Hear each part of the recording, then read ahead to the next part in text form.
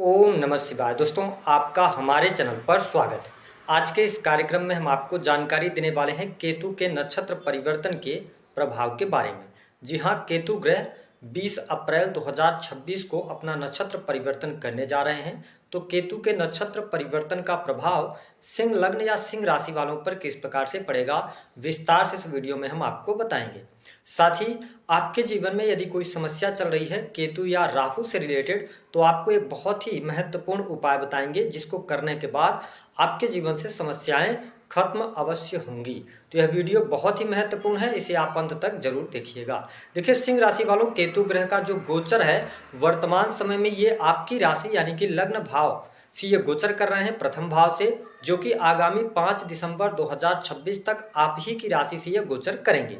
हालांकि अब 20 अप्रैल 2026 से लेकर 5 दिसंबर 2026 तक केतु ग्रह अपने स्वयं के नक्षत्र मघा नक्षत्र में गोचर करेंगे। जैसा कि आप सभी जानते हैं कि हमारे ज्योतिष शास्त्र में केतु को मोक्ष कारक ग्रह कहा गया है। केतु को डिटैचमेंट का कारक ग्रह भी माना जाता है। केतु के पास धड़ है, सिर नहीं है। वही जब हम मघा नक्षत्र की बात करते हैं तो यह बहुत ही महत्वपूर्ण नक्षत्र होता है। इस नक्षत्र के अंतर्गत राजसत्ता, सिंहासन, परिवर्तन, ईमानदारी, इसके साथ ही लीडरशिप क्वालिटीज, कानून व्यवस्था, प्रबंधन, साथ ही हमारे कुल परंपरा की स्थिति, साथ ही पूर्वजों का भी यह नक्षत्र माना जाता है। ऐसी स्थिति में जब ये मघा नक्षत्र में जा रहे हैं तो केतु ग्रह ज्यादा बलवान होंगे। सिंह राशि वालों, आपके प्रथम भाव से जब केतु का गोचर हो रहा है तो निश्चित तौर पर मघा नक्षत्र में जाना आप देखेंगे कि ये आपके व्यक्तिगत जीवन में थोड़े से परिवर्तन अवश्य आएंगे, क्योंकि वर्तमान समय में आप शनि की ढैया के प्रभाव में भी चल रहे हैं, जिसके परिणाम स्वरूप थोड़ा सा मति भ्रम की स्थिति बनेगी।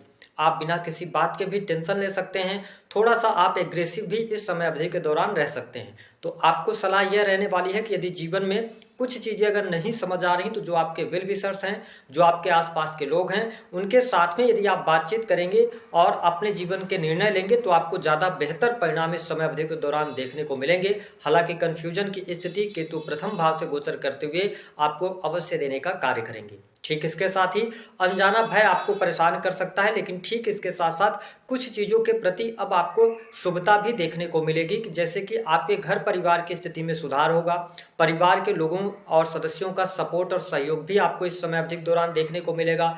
आपके माता पिता का सहयोग आपके जीवन में अवश्य आने वाले समय में देखने को मिलने वाला है। यदि आप भूमि भवन वाहन से संबंधित कोई कार्य करना चाहते हैं तो निश्चित तौर पर आपके सुख सुविधा में वृद्धि 1 जून 2026 के बाद देखने को मिलेगी। पारिवारिक माहौल अच्छा रहेगा।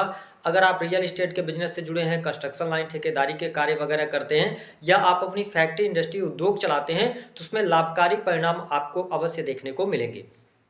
अब देखें, केतु की जो पंचम दृष्टि का प्रभाव है ये आपके 5वें भाव पर दृष्टि डालेंगे। ऐसी स्थिति में आने वाला जो टाइम रहेगा वो संतान को लेकर थोड़ा सा कष्टमय हो सकता है। संतान की सेहत को लेकर आपकी परेशानी बढ़ सकती है, या संतान के करियर को लेकर आप अत्यधिक चिंता करने वाले रहेंगे। जो लोग संतान अथवा फैमिली की चाहत रखते हैं उनको अक्टूबर 2026 के बाद सफलता प्राप्ति की योग दिखाई देते हैं। हालांकि जो स्टूडेंट हैं, विद्यार्थी हैं, उनकी पढ़ाई लिखाई के लिए समय अच्छा रहेगा। यदि आप रिसर्च के फील्ड से या शोध कर किसी भी फील्ड की आप पढ़ाई कर रहे हैं, या आप मेडिकल लाइन से जुड़ी हुई पढ़ाई कर रहे हैं, आईटी सेक्टर की पढ़ाई कर रहे हैं, तो इस समय अवधि के दौरान आपके लिए लाभकारी योग अवश्य देखने को मिलेंगे। सिंह राशि वालों, भले ही आप शनि की ढैया के प्रभाव में क्यों न चल रहे हो, यदि आप कोई कॉम्पिटिटिव एग्जाम देने जा रहे हैं, स्पेशली बैंकिंग सेक्टर, शिक्षा का फील्ड, फिनांस का सेक्टर, जुडिशरी, लॉ, तो इन सभी फील्ड्स में आपको अवश्य अच्छा रिजल्ट देखने को मिलेगा। स्पेशली अगर हम देखें तो आपके लिए जो रिजल्ट देखने को मिलेंगे 1 जून 2026 के बाद अवश्य देखने को मिलेंगे।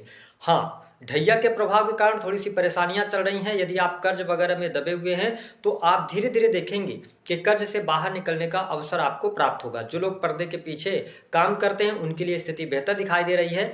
अब देखें, केतु की जो 7वीं दृष्टि का प्रभाव है, केतु आपके 7th हाउस पर दृष्टि डालेंगे जहां पर राहु देव ऑलरेडी विराजमान हैं। तो देखिए, राहु जैसा प्लेनेट जब 7th हाउस से गोचर कर रहा है तो मैरिटल लाइफ के लिए गोचर अच्छा नहीं है, और केतु जब मघा नक्षत्र में जा रही है, ज्यादा पावरफुल हो रहे हैं, तो ऐसी स्थिति में वैवाहिक जीवन में उतार चढ़ाव की स्थिति बन सकती है, या इसके अतिरिक्त मुझे ऐसा दिखाई देता है कि डाइवोर्स जैसी भी स्थितियां बनेंगी, क्योंकि देवगुरु बृहस्पति का भी गोचर 1 जून 2026 को हो जाएगा। तो 7th हाउस से दृष्टि हट जाएगी देवगुरु बृहस्पति की। जो अभी तक आपको संभाल रहे थे, तो बृहस्पति जैसे ही 12th हाउस में 1 जून 2026 को जाएंगे तो कहीं ना कहीं से राहु 7th हाउस से गोचर करेंगे। ये गोचर अच्छा नहीं रहेगा। वैवाहिक जीवन में थोड़ा सा ध्यान रखना पड़ेगा। जीवन साथी के साथ मनमुटाव या एक्स्ट्रा मैरिटल अफेयर के चांसेस भी यहाँ पर बनते हैं। वही जब हम बिजनेस व्यापार की बात करते हैं तो काम कारोबार में अगर आप इंडिविजुअल बिजनेस कर रहे हैं तो आपके लिए लाभकारी योग अवश्य दिखाई देता है। लेकिन अगर आप लंबे समय से एक बिजनेस में हैं तो आपके मन में ऐसे ख्याल आएंगे कि आपको अपने बिजनेस में परिवर्तन करना चाहिए, कुछ चेंज करना चाहिए। तो मुझे बिजनेस व्यापार में, कार्य क्षेत्र में परिवर्तन भी आने वाले समय में देखने को मिलेगा। आप देखेंगे कि इस प्रकार की स्थितियां बनेगी। पार्टनरशिप में कार्य कर रहे लोगों के लिए प्रॉब्लम्स आएंगी। लेकिन अगर आप किसी भी ऑटोमोबाइल सेक्टर से जुड़े हैं, किसी क्रिएटिव फील्ड से जुड़े हैं, सर्विस प्रोवाइडिंग कार्य क्षेत्र से जुड़ा हुआ आपका बिजनेस है, तो उसमें आपको सफलता अवश्य प्राप्त होगी। अब देखिए, केतु की जो नवम दृष्टि रहेगी ये मेष राशि पर दृष्टि डालेंगे, यानी कि भाग्य थोड़ा सा आपका उतार चढ़ाव वाला रहेगा। यानी कि कभी भाग्य का सहयोग मिलेगा, कभी नहीं मिलेगा। लेकिन ठीक इसके साथ साथ मैंने कहा कि पिता की हेल्थ का थोड़ा सा ध्यान रखना पड़ेगा। लेकिन इस समय अवधि के दौरान आध्यात्मिक प्रगति होगी। धर्म अध्यात्म से जुड़ने का आपको अवसर भी प्राप्त होता नजर आ रहा है। जो लोग विदेशी भूमि से जुड़ना चाहते हैं, विदेश जाना चाहते हैं, उनके लिए अच्छी स्थिति यहाँ पर बनती हुई नजर आ रही है। विदेश से धन लाभ के योग आपके लिए अच्छे बनेंगे। वही जो लोग अपनी फैक्ट्री, इंडस्ट्री, उद्योग चला रहे हैं, मैन्युफैक्चरिंग यूनिट से जुड़ा हुआ काम कर रहे हैं, या आपका प्रोडक्शन का किसी भी कार्य क्षेत्र से, आप प्रोडक्शन के कार्य क्षेत्र से जुड़े हैं, तो आने वाले समय में स्थितियां आपके लिए बेहतर रहेंगी। धन लाभ के दृष्टिकोण से केतु का मघा नक्षत्र में जाना आपको मिले जुले मिश्रित परिणाम देने वाला रहेगा। कभी धन आपके पास में अच्छा आएगा, कभी धन की समस्या भी आपको परेशान करती नजर आएगी। जो लोग सरकारी क्षेत्र में कार्यरत हैं, देखिए शनि की दृष्टि भी आपके 10th हाउस पर है, केतु प्रथम भाव से गोचर कर रहे हैं, तो सरकारी क्षेत्र से जुड़े जातकों के लिए समय सामान्य कहा जा सकता है।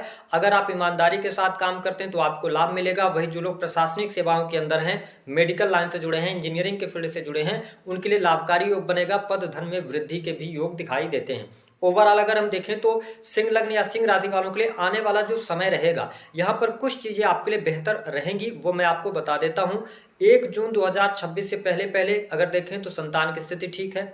1 जून के बाद संतान को लेकर समस्या होगी। अगर हम बात करें वैवाहिक जीवन की स्थिति तो लगभग 10 जून तक अच्छी है। 10 जून के बाद प्रॉब्लम आएगी। ठीक है। बिजनेस व्यापार की अगर हम बात करते हैं तो जून तक आपका बिजनेस व्यापार अच्छा चलेगा। जून के बाद परिवर्तन के योग दिखाई देते हैं। वही भूमि भवन वाहन से संबंधित यदि आप कार्य करना चाहते हैं तो आपके लिए 1 जून 2026 के बाद अच्छे योग बनेंगे, जहां पर संपत्ति से जुड़े हुए कार्य आपके जरूर संपन्न होंगे। साथ ही पैतृक संपत्ति को लेकर कोई प्रॉब्लम चल रही थी तो वह भी दूर होती नजर आएगी। कोर्ट कचहरी आदि के मामलों में विजय मिलेगी और कर्ज से बाहर निकलने का अवसर भी आपको केतु ग्रह की वजह से प्रदान करेंगे केतु ग्रह। तो इस प्रकार की स्थिति रहेगी सिंह लग्न या सिंह राशि वालों के लिए। उपाय क्या करना है, देखिए, एक तो प्रथम भाव से केतु का गोचर होना, शनि की ढैया का भी प्रभाव होना, इसके लिए आप एक उपाय अच्छा कर सकते हैं। शनिवार के दिन इस उपाय को करना है, शाम को 4 बजे के बाद करना है। आपको एक नारियल लेना है, जो पका हुआ नारियल होता है, उसके जटा को आप छील दीजिए और उसके बाद जब देखेंगे नारियल को तो एक साइड उसमें आंख बनी हुई होती है। जिधर से आंख बनी है उधर से उसको ब्लेड से या आरी से आप कट कर दीजिए। और आपको चाहिए 250 ग्राम शक्कर, ठीक है, जो मिठाइयों में इस्तेमाल की जाती है, मीठी होती है, ठीक है, या चाय वगैरह में इस्तेमाल होती है। अब दूसरी चीज चाहिए आपको शहद। तो जो आपने शक्कर लिया हुआ है, शुगर, उसको आपको बारीक पीस देना है, चूर्ण बना लेना है और जो शहद है उसके साथ में मिश्रित करके और उसका जो मिश्रण है शक्कर और शहद का, उस नारियल में आप भर दीजिए, फुल कर दीजिए उसको जितना आपने लिया था। उसके बाद आपके आसपास कोई भी पीपल का वृक्ष हो वहां ले जाकर उसको रख के आ जाइए, आपको लाभ अवश्य देखने को मिलेगा।